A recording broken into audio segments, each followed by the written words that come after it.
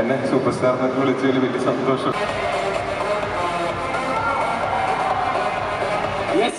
ഇഷ്ടപ്പെടുമെന്ന് പ്രതീക്ഷിക്കുന്നു.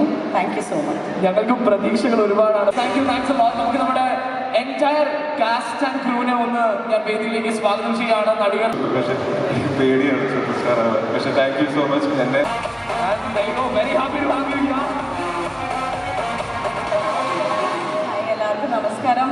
ഒരുപാട് നാൾക്ക് ശേഷമാണ് ഇങ്ങനെ ഒരു പബ്ലിക് ഇവൻറ്റിൽ മൂവി പ്രൊമോഷന് വേണ്ടി വരുന്നത്. സോ ഒരുപാട് സന്തോഷമുണ്ട്. ആൻഡ് പിന്നെ ജീൻ്റെ കൂടെ ഹനീബിക്ക് ശേഷം ഞാൻ അസോസിയേറ്റ് ചെയ്യുന്നൊരു മൂവിയാണ്. സോ എൻ്റെ സെയിം ടീം ആൻഡ് ക്രൂ. ടോവിനോയാണ് പുതിയ ആൾ. ഒരു ഫാമിലിയിലേക്ക് തിരിച്ചു വന്ന പോലെയാണ്. Thank you so much. ഈ മൂവിയുടെ പറ്റി പറയുകയാണെങ്കിൽ എല്ലാവർക്കും ഇഷ്ടപ്പെടുന്ന ഒരുപാട് എലമെൻസ് ഉള്ള മൂവിയാണ്. എനിക്ക് തോന്നുന്നു സിനിമേനെ ഇഷ്ടപ്പെടുന്ന ഓരോരുത്തർക്കും ഇതിൽ കാണാനും ഇഷ്ടപ്പെടാനും ഒരുപാട് കാര്യങ്ങളുണ്ടാവും. സോ തീർച്ചയായിട്ടും മെയ് 3-ാം തീയതി തിയേറ്ററിലേക്ക് വന്ന് കാണുക. ഇഷ്ടപ്പെടുമെന്ന് പ്രതീക്ഷിക്കുന്നു. Thank you so much. ഞങ്ങൾക്ക് പ്രതീക്ഷകൾ ഒരുപാടാണ്. ഇപ്പം നേരത്തെ പറഞ്ഞൊരു കാര്യം, ഹനീബിക്ക് ശേഷം ആ ഒരു ടീം, പക്ഷെ ആ ടീം കുറച്ചും കൂടി എക്സ്പാൻഡ് ചെയ്ത് നമ്മുടെ സൂപ്പർ ഹീറോയിലേക്ക് കൊണ്ടുവന്ന് ഒരുമിച്ച് വരുമ്പോൾ സോ നമ്മൾ എന്ത് പ്രതീക്ഷിച്ചുകൊണ്ടാണ് തിയേറ്ററിലേക്ക് 3-ാം തീയതി എത്തുന്നത്? On your perspective. ഓക്കെ, ജീൻ്റെ മൂവിയാണ്. സോ ജീൻ്റെ മൂവി എങ്ങനെ ഉണ്ടാവുന്നത് എല്ലാവർക്കും അറിയാം.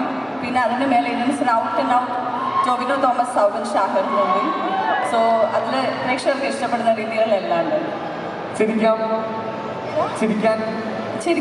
വിഷമിപ്പിക്കാനുണ്ട്, ചിന്തിപ്പിക്കാനുണ്ട്, എല്ലാ elements ഉണ്ട്. Okay, so once again a big round of applause to Ravana. Thanks a lot for joining. And ladies and gentlemen, there is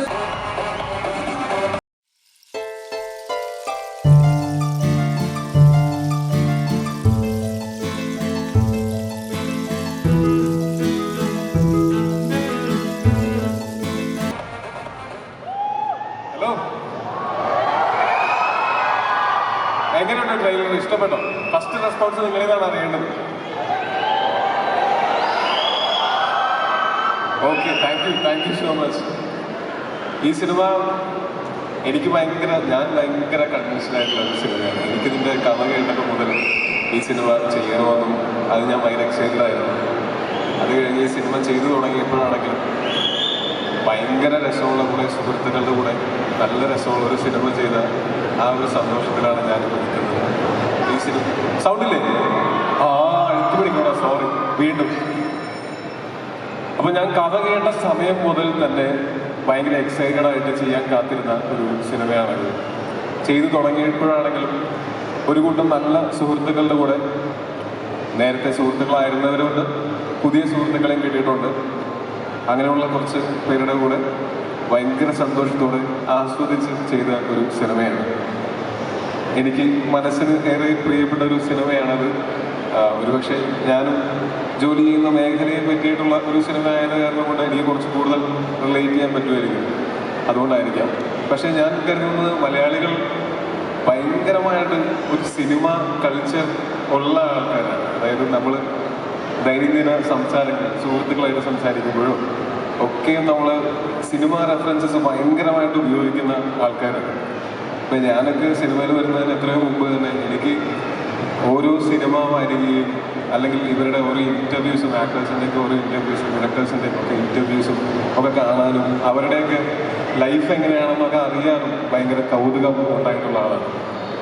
അപ്പോൾ ഈ സിനിമ കുറച്ച് ആക്ടേഴ്സിൻ്റെയും ടെക്നീഷ്യൻസിൻ്റെയും ഒക്കെ ലൈഫ് എങ്ങനെയാണ് നമ്മൾ കാണുന്ന ഇൻസ്റ്റഗ്രാമിൽ ഫേസ്ബുക്കിലൊക്കെ കാണുന്ന ഫോട്ടോസിനപ്പുറം ഇവരുടെ ലൈഫ് എന്താണ്, നമ്മളീ കാണുന്ന 2 മണിക്കൂർ 2.5 മണിക്കൂറിലൊരു സിനിമ ഇവർ 100 ദിവസം കൊണ്ടൊക്കെ ഷൂട്ട് ചെയ്യുന്ന സമയത്ത് ഓരോ ദിവസവും 1 മിനിറ്റൊക്കെ ഫൂട്ടേജ് ഉണ്ടാക്കുന്ന ആ പ്രോസസ്സിൻ്റെ പിന്നിൽ നിങ്ങൾ അരങ്ങിൽ കാണുന്നതിനപ്പുറം അണിയറയിൽ പ്രവർത്തിക്കുന്ന ഒരുപാട് പേരുണ്ട്, ഒരുപാട് ഡിപ്പാർട്ട്മെൻറ്റുകളുണ്ട്.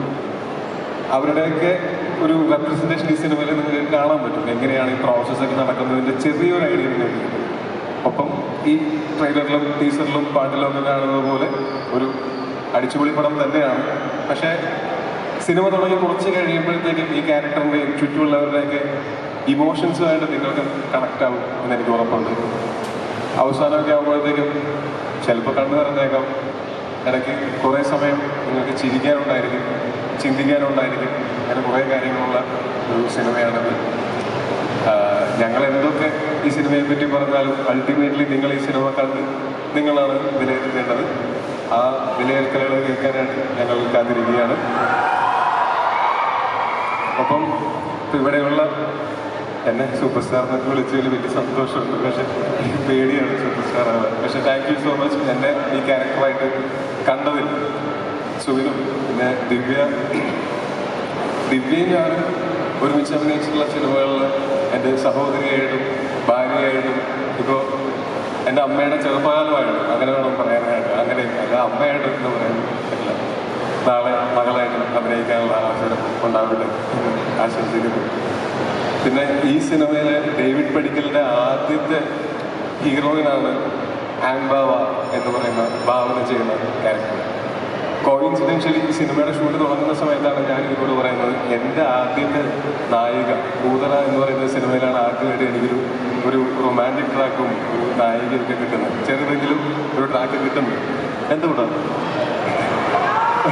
അപ്പോൾ എൻ്റെ ആദ്യത്തെ നായികയാണ് ഭാവന. കുറേ വർഷങ്ങൾക്ക് ശേഷം ഒരുമിച്ച് സ്ക്രീനിൽ ഒരുമിച്ച് വരാൻ സാധിച്ചത് വലിയ സന്തോഷം. ഞാൻ ഈ ഇരിക്കുന്ന ഓർഡറിലാണ് പറയണേ, ഹൈറാർക്കിലല്ല, നോക്കി പറയാം. പിന്നെ അനൂപും ഞാനും തമ്മിൽ കുറേ വർഷങ്ങളായിട്ട് നമ്മളിങ്ങനെ പല പല കാര്യങ്ങൾ ഡിസ്കസ് ചെയ്ത് പല സിനിമകൾ ഡിസ്കസ് ചെയ്ത് ഫൈനലി നമ്മൾ ഈ സിനിമയിൽ ലാൻഡ് ചെയ്ത് ഇത് ചെയ്യുകയാണ്. അപ്പോൾ എത്രയോ സമയങ്ങൾ നമ്മൾ സിനിമയെ പറ്റിയിട്ടും ജീവിതത്തിനെ പറ്റിയിട്ടും സംസാരിച്ചിരുന്ന സമയങ്ങളുണ്ട്. എനിക്ക് വളരെ അടുത്ത ഈ സിനിമയിലാണ് കുറച്ച് കൂടുതൽ ഞങ്ങൾക്ക് എടുക്കാൻ പറ്റിയത്.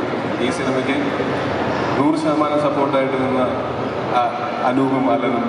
തീർച്ചയായിട്ടും എളുപ്പമല്ല ഇങ്ങനൊരു സിനിമ ഇത്രയും സ്ഥലങ്ങളിൽ ഷൂട്ട് ചെയ്യേണ്ട കുറച്ച് വലിയ വലിയ സെറ്റുകളുള്ള സിനിമ എക്സിക്യൂട്ട് ചെയ്യുന്നതിൽ പല പ്രതിസന്ധികൾ നേരിട്ടപ്പോഴും കട്ടയ്ക്ക് നിന്ന ആൾക്കാരാണ്. Thank you so much Alan. അതുപോലെ തന്നെ പ്രൊഡ്യൂസർ മാത്രമല്ല, ഇടയ്ക്ക് വർക്കൗട്ട് ചെയ്ത് ബോറടിച്ച് വർക്കൗട്ട് ചെയ്തുകൊണ്ടിരിക്കുമ്പോൾ ജിമ്മിൽ പാട്ടുമായിട്ട് നിൽക്കുന്ന ആളാണ്.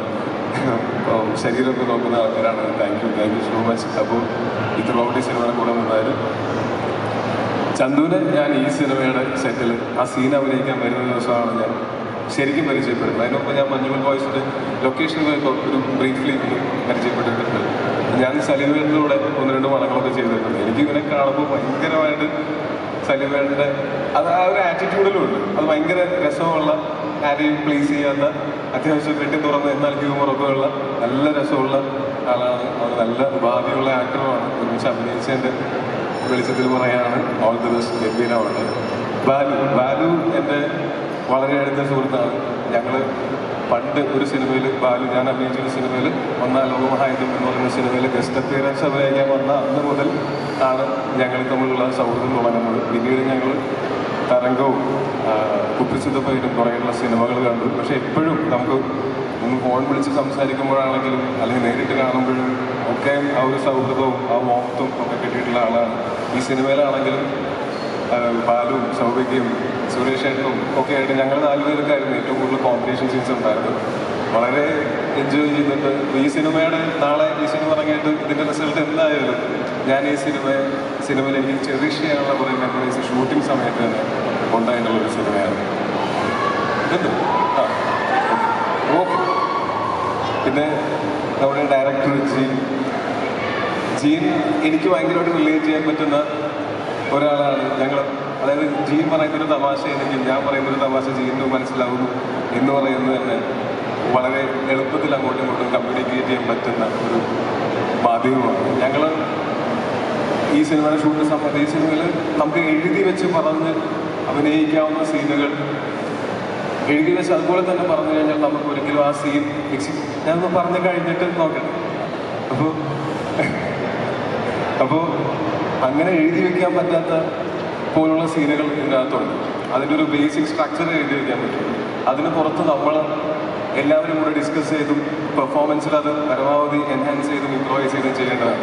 അപ്പോൾ അതിന് ഒരു ആക്ടർ എന്നുള്ള നിലയ്ക്ക് ഒരു സ്പേസും അതിനപ്പുറത്ത് ഒരു സൗഹൃദം ഉള്ളത് കൊണ്ട് തന്നെ അങ്ങോട്ടും ഇങ്ങോട്ടും നല്ലതാണെങ്കിൽ നല്ലതാണെന്ന് ഇങ്ങോട്ട് പറയാനും മോശമാണെങ്കിൽ മോശമാണെന്ന് പറയാനും ഇങ്ങനെ ചെയ്തോട്ടെ ഇന്ന് അങ്ങോട്ട് ചോദിക്കാനും ഒക്കെ ഉള്ളൊരു സ്പേസ് എന്ന വൈകുന്നേരങ്ങളിൽ എല്ലാവരും കൂടെ ഒരുമിച്ചിരുന്ന കമ്പനി തന്ന എല്ലാവർക്കും നന്ദി.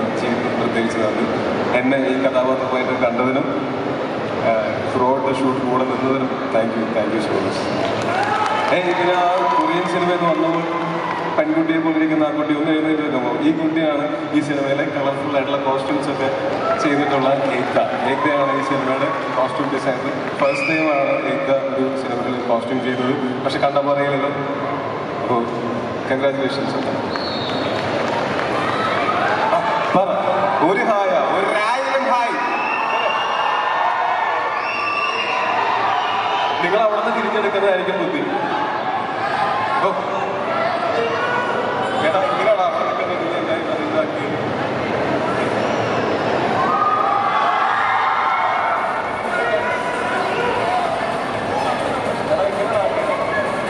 ഓക്കെ. അപ്പോൾ ഞാൻ കുറച്ചധികം സംസാരിച്ച് ബോറടിപ്പിച്ചില്ല എന്ന് വിചാരിക്കുന്നു.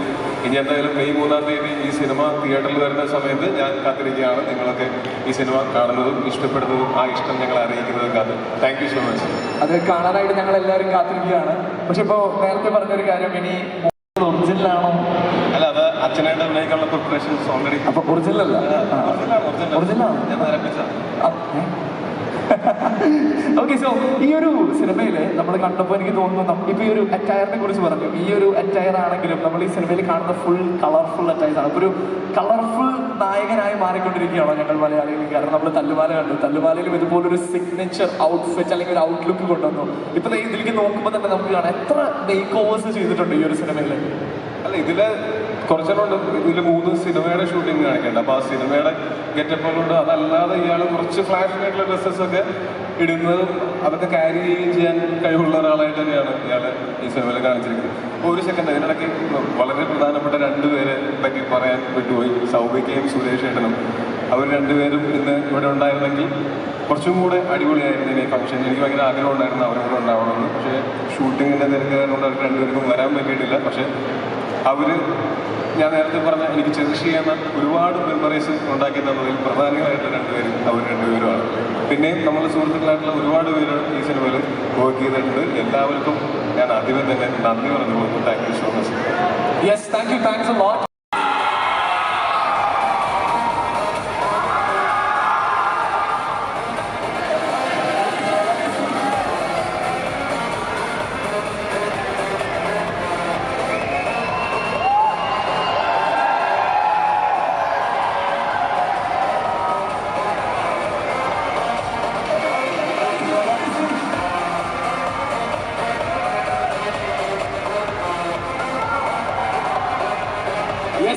Thanks a lot. നമുക്ക് നമ്മുടെ എൻറ്റയർ കാസ്റ്റ് ആൻഡ് ക്രൂവിനെ ഒന്ന് ഞാൻ വേദിയിലേക്ക് സ്വാഗതം ചെയ്യുകയാണ്. നടികരുടെ എൻറ്റയർ കാസ്റ്റ് ആൻഡ് ക്രൂ. ഇപ്പൊ ഞാൻ ഇതുവരെ വിളിച്ചവരും ഇനി വിളിക്കാനുള്ളവരും എല്ലാവരെയും ഒരിക്കൽ വേദിയിലേക്ക് സ്വാഗതം ചെയ്യുകയാണ്. വൺസ് അഗൈൻ നടികരുടെ എൻറ്റയർ കാസ്റ്റ് ആൻഡ് ക്രൂവിനെ ഒരിക്കൽ വേദിയിലേക്ക് സ്വാഗതം ചെയ്യുകയാണ്. We want a picture.